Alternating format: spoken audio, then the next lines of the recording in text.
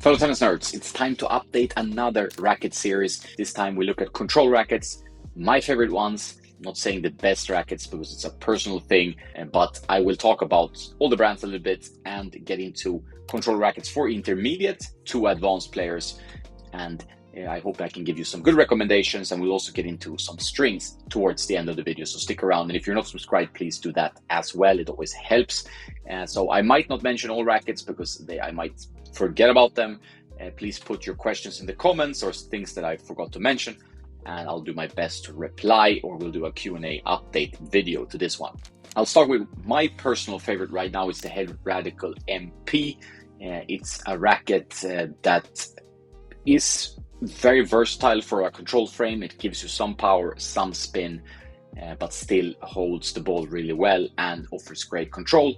I am quite used to head rackets. I like head rackets from the feel and control perspective, so I'm maybe a little bit biased there because it's a racket line I've been playing with for quite a while. I started with the Liquid Metal Radical Tour, and I've used other radicals through the years, the IGs and so on. So I've always been a bit of a radical fan, even more than the Prestige, which is another head control racket. And we can get into this, that Head actually offers 3 different control rackets, Prestige being the most iconic, most precise maybe, and the most demanding for the player. They have ranging from Tour 95 option, which is very, very demanding, and I would definitely recommend it mostly towards really advanced players, all the way to something that we can all use and enjoy. That's the Prestige MP Lite, which is a 99 square inch 1619 pattern, good launch angle for a control racket, but still having that buttery feel, that plushness that a Prestige has and should have. So I think I can really recommend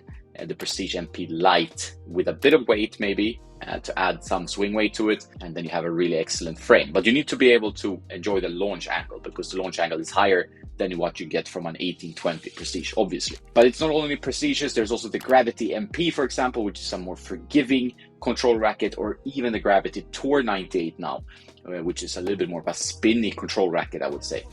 So these options, that makes it more confusing. Head, they do have a lot of rackets. The one in the middle is the one I think is easiest for me to recommend, and the one that I know a lot of players that play these rackets with me enjoy, and that's the Head Radical MP. If you're a player that you like more weight, there are heavier versions in all these lines, and I'll get into some recommendations from the heavier control rackets later on. But this is a good racket that works in stock form, meaning no customizations at all, but can also be customized with a bit of weight if that's what floats your boat, right? So Radical MP, I start there. Doesn't mean it's better, but that's where I want to start. Quick commercial break, sponsored by Kansha. You know I like their bags. I use the Pro Racket bag for my racket testing sessions, but now they're coming up with the All Court Backpack, which is a compact backpack that works for all racket sports, tennis, paddle, pickleball, whatever you fancy. They have a padded laptop compartment and lots of different pockets, obviously here for tennis balls or water on both sides. It has a brilliant design. I do love that kind of matte black, and the materials feel super sturdy. With the Molle clip system, you can attach other bags to this bag if you want extra accessory bags or so on, which is great for traveling. All kinds of pockets and compartments for organization. Easy access pockets like for passports and keys, and plenty of space. So there are quite a few pockets here. I put 2 tennis rackets in here without problem. They have this cover for the rain. Simply a great backpack that has all the features that you might be looking for and more. Removable shoulder straps. They have the fully adjustable chest strap as well. Pre-order it today. The link is in the description. You get 15% off if you use the code TennisNerd. Back to the program. A competitor to the Radical, one of the most famous rackets out there, iconic line from Wilson, is the Blade 98. It was the best-selling racket according to Tennis Warehouse numbers in 2024, just edging out the Balla Pure Aero 98. Great racket, comes in 1820, which is the most precise one and the most demanding one, and the 1619, which can appeal to more players. I would still say that the Blade is a bit more demanding than the Radical. I feel like you need to put a bit more into the ball, but you get good control, you get good sensations when you play with the Blade, but it demands something from the player.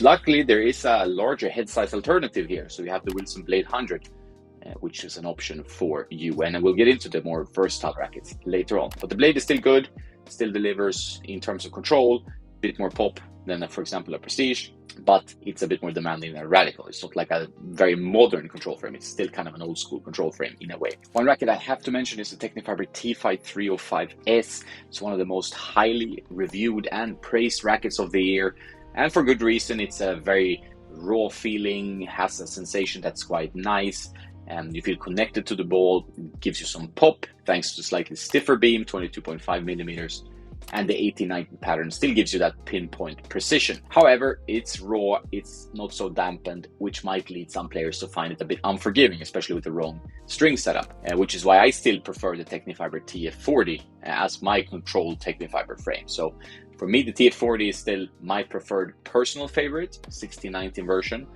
And while I know that a lot of players love the T-Fight 305S, so I have to mention that one. It's one of the most popular frames used by Medvedev and Grigspor and certain players on the tour. The Yonex Percept 97 should also be mentioned. However, it's a little bit of a heavier frame, more of a competitor to the Pro Staff with its weight and balance, and you might need a bit of weight on this one to make it more stable in the head. So that's a good thing to keep in mind. It has more of the weight in the handle of the racket, but that's also a good control frame from Yonex, of course. And then we have the most powerful control frame of the ones I mentioned here, and that's the Valois Pure Strike 98. They also have a 100 version, but the 98 is quite powerful for a 98. Quite stiff, good stability thanks to the stiffness, the thicker beam, but it's going to give you more pop maybe than you've been bargaining for. But if that's what you like, then that's something you should check out. So the Pure Strike 98, they did fix some of the comfort issues that were in previous versions with V4. That was the NF2 tech they added, which I think made it more comfortable. So for more weight, in terms of control rackets, there is the Radical Pro from Head, which is a more demanding Radical than the MP for sure. T-Fight 315, giving you a little bit more launch with its 1619 pattern than the T-Fight 305S. You have the Blade Pro, which has the same weight as the regular Blade, but a more swing weight, so more weight towards the head, which requires more from the user, but can give you a really solid feel, a really popular frame on the Pro Tour, the Blade Pro. Or you also have the Pro Staff 97, which is still going strong, and it should be considered if you like a control frame with a more classic weight and balance, being more weight in the handle and a little bit less weight in the head, where the blade's more tilting the scale a little bit more towards the head compared to the Pro Staff. You can also place the RF Pro here. It's a pretty demanding firm racket, 320 grams unstrung, but it can also be placed here if you like some heft on your frame. I have not been entirely convinced by the RF01 compared to the Blade. I still prefer the Blade and the Pro Staff 97 compared to the RF01. I've been dabbling with it quite a while. I've been trying different string setups, but I feel like it's a little bit unforgiving in terms of sweet spot, and I would have enjoyed it if they made that a little bit, maybe a larger head size, but still that RF cosmetic and line. Talk about larger head sizes. Why do you want a larger head size? You want a more forgiving sweet spot and a bit more power, but you still want some precision from the frame, some control in the racket, and that's offered in pretty much all the brands. Blade 100, it's a good option. Head Gravity MP, also pretty lightweight, but still has very nice plush feel, especially the latest version of that one. Yonex Percept 100, you even have the option to go to the Yonex Percept 100D with the 1819 dense pattern. Excellent control frame, a little bit higher swing weight with the more strings, but a very good one. And the Dunlop CX400 Tour, a racket that's not often talked about, but is a very good frame. And then we also have the Nordic Dots Model 100, which I've been reviewing and talking about together with Henrik, who was a fan of that frame, and my buddy Coach Adri, who has done some coaching videos with me. And that's also a solid frame, 100 square inch control frame. So these rackets are a bit more versatile. They give you the option to play with a bit more spin and gives you the room to not perfectly hit the ball in the center all the time. So this give you allowed for some more forgiveness from the frame. So you can call them versatile rackets. And you could technically add here the Head Speed MP, for example, which is pretty much of a middle of the line kind of racket, and the Valois Pure Strike 100. So there are 100 square inch control rackets these days that can give you kind of a little bit of everything. Doesn't do one category specifically well in terms of stroke production, but gives a little bit of everything. Again, rackets are a matter of personal taste, muscle memory. I told you I've been a head Radical guy, so I do tend to gravitate towards the Radical in this case. I do like the gravities, I do enjoy the Blade, but there's always some small bias in everything. And preferences can be heavily related to not only muscle memory, but also like the grip shape. You're used to that grip shape. And grip shape is something that should not be underestimated. Getting the right grip is one of the key things to finding a racket you enjoy. When it comes to strings, for a control racket, unless you're murdering the ball, you're like Aslan Karatsev or Vasilashvili, you will not need maybe a controlled string. You can go for a softer string or a hybrid string. You put like a natural gut or a multi-filament paired with a polyester.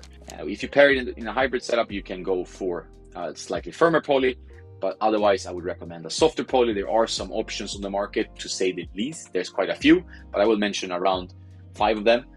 Your Tourline O-Tour Spin, one of my favorites in the Radical. It works well in pretty much all these rackets, I would say. Solinco Mac 10, excellent new softer controlled string from Solinco. They do have Hyper G Soft and Tourbite Soft, but I do prefer this one.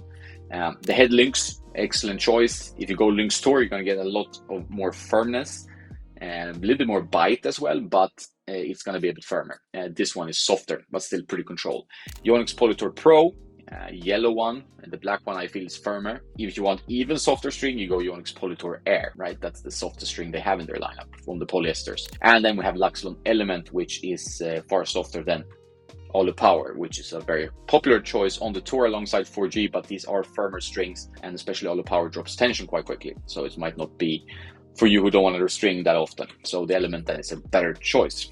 You can experiment, mix and match. In some cases, I do feel like rackets play the best with strings from their own brand. This might be something I'm imagining, but it could be a good rule of thumb. Like if you're playing with a Yonex racket, maybe try Polytour Pro first, at least. Could make sense.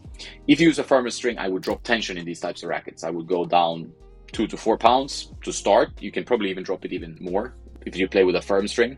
That's 1 to 2 kilos.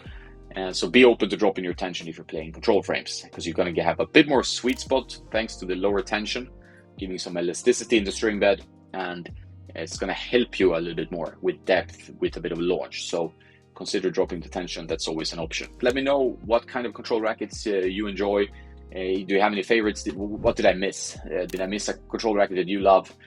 It's very likely that I missed something. There's so many rackets on the market. It's difficult to keep up. There will be more control rackets coming. I will aim to review them on the channel and tennisnerd.net, where you have all things in the tennis nerd universe. I've also made other videos about this topic, choosing a racket, which not talk so much about the specific rackets, but more about general tips and tricks and pitfalls that you want to avoid.